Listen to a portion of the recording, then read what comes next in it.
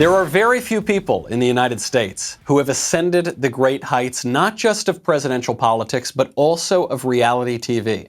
I can name two people who have done it. One of them, President Donald Trump. The other one, my friend, Sean Spicer, who is the author of the new book, Leading America, President Trump's Commitment to People, Patriotism, and Capitalism. Sean, thank you for coming on.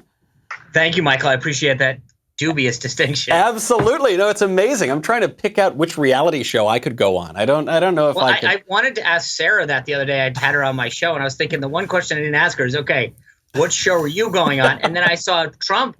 You know, he was very concerned about me going on Dancing with the Stars, and then I saw him pull that YMCA thing off, and I was like, well, maybe he's trying out. That's the thing. I think he's preparing. He says, in another 4 years, right after I leave the White House, this is my next gig, is I'm going to be doing Village People dance moves on stage. So, Sean, you have written before. You are a New York Times best-selling author. However, this is an election book. I mean, this is a book making a case about the 2020 election. You start the book and you say, every year we hear, this is the most important election in our lifetimes, blah, blah, blah. You say this one really may be, and I tend to agree. I think, certainly within my lifetime, this is by far the most important election. I don't think there's anything odd, by the way, that each successive election would be the most important in our lifetime if the stakes of our politics are getting more and more urgent. So what do you see at play here in 2020? Should the president lose, or should the president get another 4 years?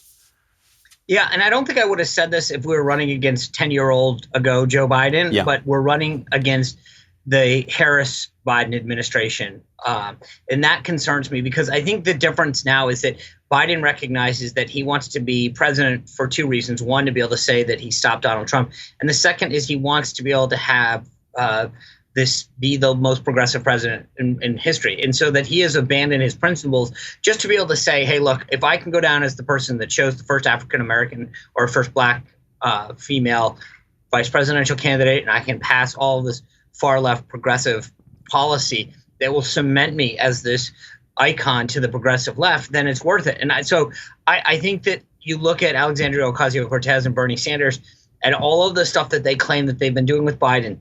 Look, Michael, the deal is if Biden were to win, there's no scenario politically where I can see him winning and not taking a Democratic Senate. And that means that he'll have a Democratic Senate, Democratic House for a minimum of 2 years. And that means for 2 years, it's Katie bar the door, baby, because every crazy left-wing policy is coming through. And so that's number one. Number two is in the book, I outline what's going on in big tech, in corporate America, in Hollywood, in journalism, in academia, and let people understand that it's not just the one-off thing you hear. The last 96 hours have proved point blank, the media will do everything to cover up stories to fit the agenda that they want and the outcome that they want, and big tech will follow and make sure that they get what they want done. What's happening right now is a mere symbol of the magnitude of what's to come if this election goes in the other direction. We just saw last week the oldest continuously published daily newspaper in the country, which was founded by Alexander Hamilton, was barred from Twitter and from Facebook. And it remains barred. They suppressed the link to that damaging story about Hunter and Joe Biden.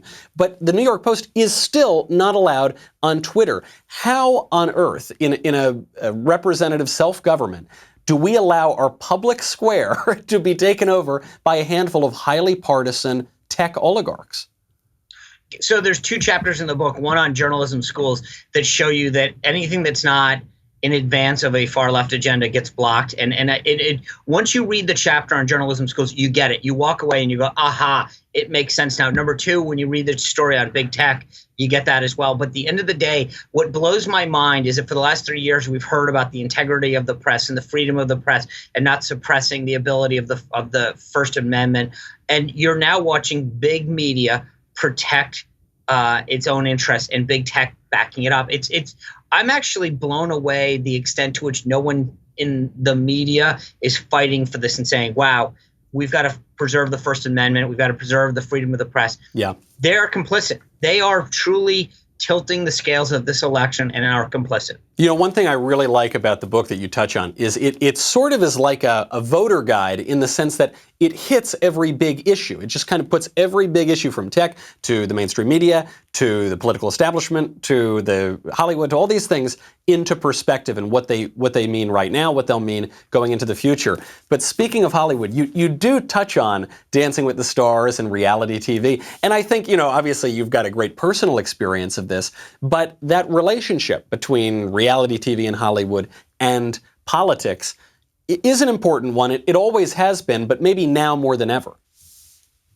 Well, yeah, and I go through in detail my experience in Dancing with the Stars, but then I also talk about, like, for example, late night television. When I grew up, it was Carson and Leno and Letterman, and now we have, and they were left leaning, but they were funny and it wasn't personal. Now you have Kimmel, Myers, Fallon, Colbert, Samantha and their Bee. goal is to, Samantha Bee as well as another one of these. I don't really, more of a gadfly, but I would throw Trevor Noah into that category as well. Right. But the reality is that they have made this personal and political. They will, they are very open about it. They're very clear about it. And to the detriment of ratings and advertisers and resources, they don't care. And that's the point in all this, is that Hollywood has decided to abandon any desire of doing things that are good for an audience or for financial purposes to advance a left-wing agenda. That's vastly different than what's going on. And I lay out in detail the sort of the shows and the products and the projects that have done very well on the right, and yet they continue to get smothered because they don't fit the narrative that Hollywood wants to perpetuate. Right. And so given that you've got this now explicitly vicious, openly partisan kind of media and establishment, I hate to ask you for a prediction, but right now we are less than 3 weeks away from the election. How do you feel? I mean, how do you feel the campaign is going? You are nervous. Unbelievably nervous. I feel good in the momentum that we're getting. Like I've seen all the polls are starting to close, right? I think the president's ahead in Ohio. He's ahead in North Carolina. He's ahead in Florida, but by a point or two. It's just when you see what they're doing, this mail-in voting in Nevada and Pennsylvania and other places truly does concern me. And I think that if the president's not up 125, 150,000 votes in Pennsylvania on election night, he loses. It's just, I'm sorry, they have done everything they can to rewrite election rules in the last couple of months. And I think they know it. So I'm very nervous. I always am nervous around election time. I just because that's how you have to be. But I've never seen the Democrats go so fervently out there and be blatant about how they're trying to manipulate the election law and rules. What do you say to people in the mainstream media who insist, listen, there's nothing new about mail-in voting. We've had absentee ballots for a long time, no evidence of fraud, nothing to see here. You guys are making a mountain out of a molehill. Well, they're lying. I mean, look, absentee ballots, see, what you just did there is what they do, and I know you were doing it intentionally, is they sort of say, like, what do you say about people who don't like zucchini? Why are oranges okay for you? And you're like, whoa, you just mixed two entirely different. Wait, what? And what they did is absentee ballots are fine. The president's talked about that. He's voted by absentee. It requires a voter to ask for and verify who they are and receive a ballot. Mail-in ballot, in the case of Nevada, is where they literally just send every single person, dead or alive, that's on the ballot, on the voter rolls, a ballot, whether or not they've moved or not. We know this has not been the case before. We know it's had problems in states that have gone in this direction and have taken decades to figure it out. Why are we doing it, fly by night? So the reality is what the media does is sort of does this sleight of hand where they're like, absentee ballots are not a problem. Don't look over here. Mail-in ballots are, and they're trying to confuse voters. And that's the problem that's happening, is that they use these weasel words and then say, and that's why the president continues to call it into doubt. No, he's called into doubt the way that they've changed the rules and sort of made mail-in ballots universal. And again, we know this for a fact that people move. We know it for a fact that people die. Those are both true. And yet they've done nothing to clean up the voter rolls. And where are the ballots that then just randomly go to these people? And you see these incidents, by the way, of ballots being found on the side of the road or ballots being found in the wrong room. But I love it, to your point, when the media come out and say, listen, there is no evidence that there's ever been a problem with widespread mail-in voting. And you say, well, wait a second. We've never had widespread mail-in voting. Where could the evidence even be? Exactly. That's the point, is that it's like they've this is completely new. And then they say, well, we don't have any evidence. And it's like, but there's also an element of common sense, right? So that's like saying that, well, my house has never been broken into, right? So there's no evidence that I need a lock. Well, I mean, my point is that you protect what you value and treat as sacred, right? So I lock my doors because of what I want to protect my family and my belongings. I don't lock my doors because I've been broken into 8 times and I'm trying to prevent it again. And I think the question is, why wouldn't we protect something so sacred as our voting? Right. I see a little bit of a parallel to Chesterton's fence, which is you have left-wingers saying, I see no reason for there to be election day. I see no reason for there not to be widespread mail-in voting. And you say, well, okay, how about you've come up with the reason as to why we've protected these institutions for so many years? Then if you want to reform it, you can come out. But of course, I think one of the problems that I understand, I'm a fan of absentee ballots because I think people travel and work. And I have a show that I have to do some stuff for here and there, and it makes it difficult. But there's a difference between that and allowing people to start to vote in September. Think about all the things that have happened between the first couple of weeks in September and now. And so we've got to be very careful how we do this, that we don't short sell the voter, because the issue is things happen and you go, well, sorry you voted in September. There was a debate in between. Then the president got coronavirus in between. We found this hard drive with Hunter Biden stuff on it in between. I mean, all this stuff happens, but because the media encouraged people to do it early, they didn't allow them to see a lot of the stuff unfold. Right. That's right. And I mean, even what we've seen in the past week, we've had town halls, we've got more debates, even though people have already voted. You know, one thing I think that's very fair and nice in the book is you say, listen, I try not to paint with a broad brush about the fake news media. I try to be specific and point out what my problems are and who my problems are with. However, these days, it's getting harder and harder. It's getting harder. It is, because I just think that when I always liken it like to when a dog does something wrong, you can't, if you don't stop in the moment and say, okay, what you just did then is bad behavior, it's hard a week later to point it out. But at the same time, you're right, is that over and over again, this issue with Hunter Biden has baffled me. It really has. The idea that none of these champions of the First Amendment, of freedom of the press, are willing to get up and stand up and say, hey, wait a second, I may not agree with the sourcing on the New York Post, which I still don't understand what the issue is. Yeah. I mean, I'm like, you write a story about the president's taxes where it got leaked out, but yet you don't have a problem with no one in the Biden campaign, by the way, has said the emails are not true, the pictures are not true, the computer's not true, the texts are not true. Right. It's just, well, guess what? Steve Bannon found it. Well, I don't care who found it.